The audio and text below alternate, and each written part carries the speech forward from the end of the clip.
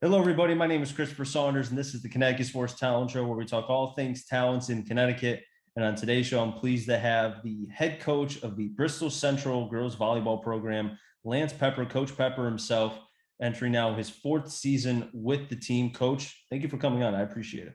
Thanks, Chris, for having me. Really looking forward to it. Coach, now you and I were just talking. We were talking about everything and anything, and I could talk to you forever. And I appreciate Coach Papasian being able to make this work, who I just had on here highlighting his team because those boys are getting ready. You know, Coach Pap, he's been chomping at the bit since the season ended last year. Definitely. You know, Yeah, he runs a great program, and I'm sure that he wishes that he could start his season November 20th or whenever the fall ended. So I bet, man. But yeah, I know I appreciate him being able to make this connection work and have you come on. Before we talk about your time with Bristol Central, I kind of want to talk about yourself, Coach, because first time guests, I love to be able to hear the story of how they were able to find the sport that they're coaching or sports that they're coaching. And you were telling me you coach volleyball, you do basketball. Sports for you, man. I mean, how did the sports find you? yeah, definitely. I'm growing up. My dad, he's actually a middle school PE and health teacher. Definitely one of my mentors. And being a PE and health teacher, you're involved in sports, and that's something that as a little kid I grew up with. I think I probably started playing t-ball when I was 4 or 5, and in soccer when I was probably 4 or 5 as well.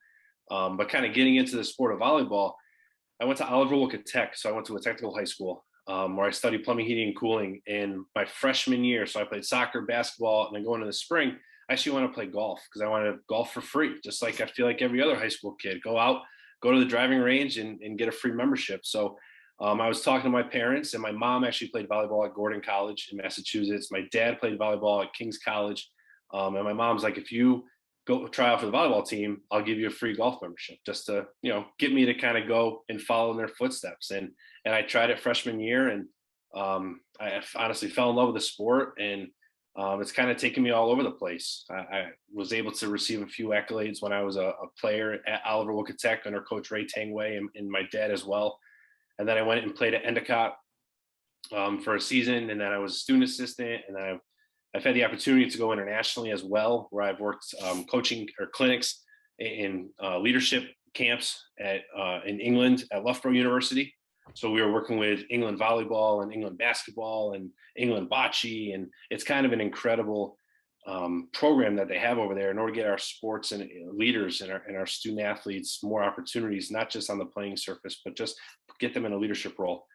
And then I started teaching in Bristol in 2016, and I was a JV coach for women's volleyball for 2 seasons, I believe it was. And then our head coach had passed kind of the torch, and she moved to Florida, and I've been at Bristol Central ever since. So I like the bribery by your mom to be like, hey, if you play, I'll give you a free membership basically for golf. I like and that. I'm still waiting on that free membership. So I hope she pays up eventually.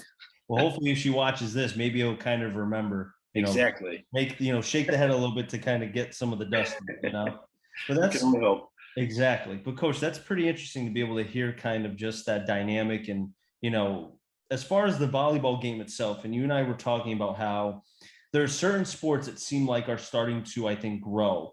I think about lacrosse, and I've had some lacrosse players on who play multiple sports, and that I remember when I was growing up, because I'm only 29. And I remember when I was playing soccer when I was in my younger days, I remember how lacrosse was the new sport and that it was starting to grow a little bit, not much, but over time. And now it's become a huge thing. Now they have, I think, a couple leagues. Um, do you feel that the game of volleyball is at the point now where, I guess the question I have for you is that it's starting to get to the point where it's starting to attract people to the game?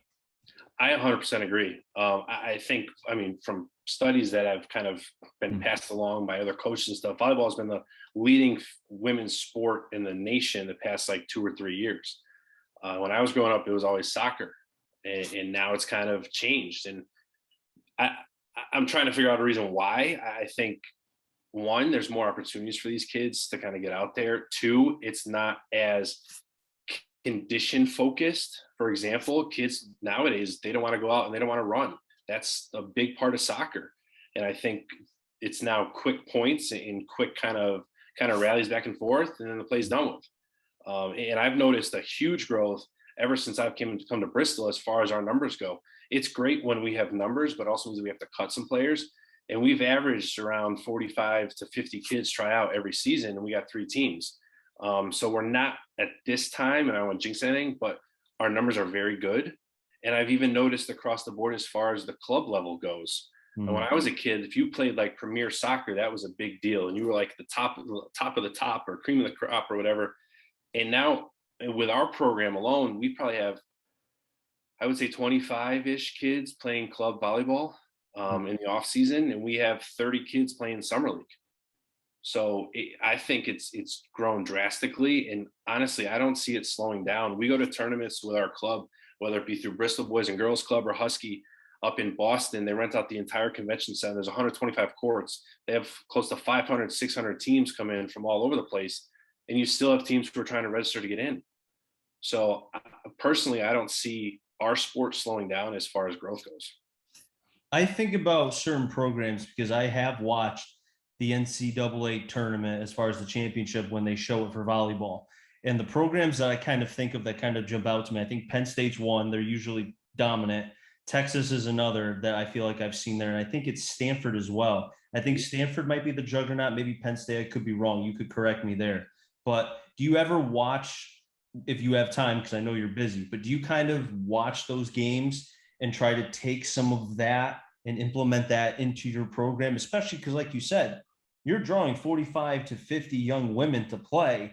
And even if you have to cut some, it's a credit, not to say cutting players is good. It sucks. It's not something you want to do, but it shows that people, these young women want to play for you. They like the sport and they like the fact of what you're doing for the program. Yeah, the team that won it this year was Wisconsin, and I was going to have the opportunity to go work their camp this summer, but some other travel plans came up. And I think when you look at what they're doing, you have to take that and obviously modify it to the personnel that you have. Like, I know a lot of coaches, it's called gold medal squared, and that's a certain approach to kind of the game and stuff like that. And they use heat maps and everything as far as where players are hitting the ball and tendencies and stuff like that. And 3 years ago now, we went to Avon for a quarterfinal state tournament game, 2019, and we scouted them. We knew what we had to do, but I think in the long run, if you can't control what's going on your side of the court, none of that matters. And especially when you're working with high school athletes. So when you take those high level, whether it's offenses or defensive schemes or tendencies and things like that, you have to gear that towards the kids in the volleyball IQ that you have. And that's something that, yeah, I'm going to be honest, even last year I struggled with. We had a freshman who made it the transition to be a sophomore, and she was our setter. And I at times I forgot that she was a sophomore, and she went from setting freshman to now running a varsity offense. And there was a little bit of, she had to just increase her IQ. That's just how it is. And my expectations are here, and she wasn't able to kind of full-heartedly reach those expectations. Now, she has made incredible strides from last year, this year. And I think that we will be able to run some of those things that maybe at the higher levels they do run. And, with high school sports, it's kind of the personnel that you have. We can't go out and recruit. We can't bring in a 6'2" kid. I wish I had a 5'11" kid, never mind a 6'2" kid, to kind of fit into your system. And then obviously our kids make it work. So another part too that you mentioned about the height is when I've watched these matches, it's pretty, I'm not laughing at it, but it's like, holy cow, they're tall. Like they're so tall. And I'm just like, I'm just amazed because you see the length and the power when they strike the ball. And my question to you is, obviously, like you said, you love to have 6'2". I mean, they're just not walking through the doors. I mean, we were just talking about basketball. Donovan Clingan, 7 foot, who knows what, probably taller now, is not walking through the door every day. Exactly. And for you, you have to try to find what works with what you have. And then, it's, if you do get a player that has that size, great. But if you don't, you have to work with what you have. And it sounds like you're able to find the ways to be able to do that. And I think that's kind of the goal of any coach. And coming from a teaching background, you want to meet your kids where they're at, and then you grow the expectations from there. And obviously we can't change the height of our kids, but we definitely have kids that their heart is unmatched. So I have a girl who is maybe 5'5", who, if I were to play her all the way around, she would play like she's 6 feet tall, 7 feet tall. And that's just the heart that these kids have. And they give their absolute all. And you've been able to find success with that. So As you've seen the amount of matches as you have throughout your years now at Bristol Central, as a sport itself, is there a particular, and this is no judgment to the coaches or the players, this is just kind of, I like to ask this with coaches, is there a particular part of the game that you feel maybe needs to be improved on, either maybe working on set pieces? I mentioned that in soccer. I know just from some matches that I've watched on social media, I've noticed, just to compare, because I do the college side, it seems like striking the ball seems to be not as hard at the high school level compared to college, where I'm seeing, if I was to clock it, it would be probably over 90 miles an hour. Oh, I 100% agree. And even that's just off of their serve.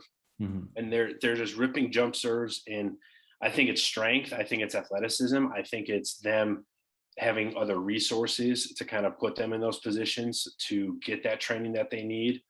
I think from an offensive standpoint, we try to run a fast offense. And I think at times some schools don't run an offense, and it's more, and that's because of the personnel that they have. It's no fault to their coaches, like you said, or whomever the school. They just don't have the pieces to run a true offense. Where you're able to spread the ball around. You have kids running in combos and things like that. So I think that's something that I would love to see the game grow in Connecticut. And I think another thing is as far as how loose the game is called, and that's no fault to anyone, the referees, no one. It's just, even at the highest level, it's gotten, I feel like, a little sloppy, and they let a lot of stuff go with people's hands. And I think at times if they can tighten it up, then I think that'd be really beneficial. But I agree with that. I've even noticed that in the college game, where I'll see certain players, the ones closest to the net that are trying the block, sometimes they'll put their fingers over the net. And again, I'm not a whiz when it comes to the game of volleyball. I don't know everything about it, but I'm pretty sure you can't do that. But I see them do it, but they don't call it. yeah, so you can do that. Oh, okay. But I think the big thing with hands is when people are using their hands to pass, and it kind of sticks, or they carry, or whatever it might be. Mm-hmm. But that's kind of another thing, is I think the more aggressive our kids are, the better off they're going to be too, as far as actually pressing over the net and just not playing with any fear. Interesting. See, I'm learning something every time, even with a game that I called, still learning it as I go. Coach, I appreciate you coming on. Time Definitely. goes by when we're having fun here. I want to talk about your program really quick. Upcoming season, a lot of success over the last few years with you and the Bristol Central program itself. What can people, as far as kind of, expect this season, and any players in particular that you want to highlight? Yeah, so we went 15-8 last year, got knocked out in the second round of the state tournament to a very talented Greenwich team who ended up winning all double L. This year, we return a lot of solid pieces. We return, I believe, 6 out of 7 starters from last year's team, so a lot of varsity experience. Hoping for no COVID interruptions too. So hopefully we'll have all those kids and keep everyone healthy. As far as kind of what we're looking for, we're looking to kind of obviously be as successful as we can, both in conference and come states. We do have a tough schedule. We open, Ram comes to us, Glastonbury comes to us, and we go to Cheshire. So not a difficult schedule, but personally, I felt as if that's what we need in order to see kind of where we stack up against some of the best teams in the state. So hoping to build off of last year's program, like I said, with those key pieces returning, and then just hopefully we can make as deep of a run as possible come November. Is there a particular player to kind of watch for this season? I think we have multiple, honestly. We have Sam Sklanka, who's a returning all-state and all-conference player. We have Maddie Lodovico, returning all-conference. Brooke Valentino, returning all-conference. Olivia Klingen, who's actually Donovan's sister, returning all-conference. We have Alex Rivera, our setter, who's made drastic strides. We have Grace Higgins, who's going to be a junior now, I believe, or sophomore, actually. And then we even have some younger talent who are coming in. We have Emily Fontaine, who's also going to be a sophomore. We have Lily Kirk, Stafford.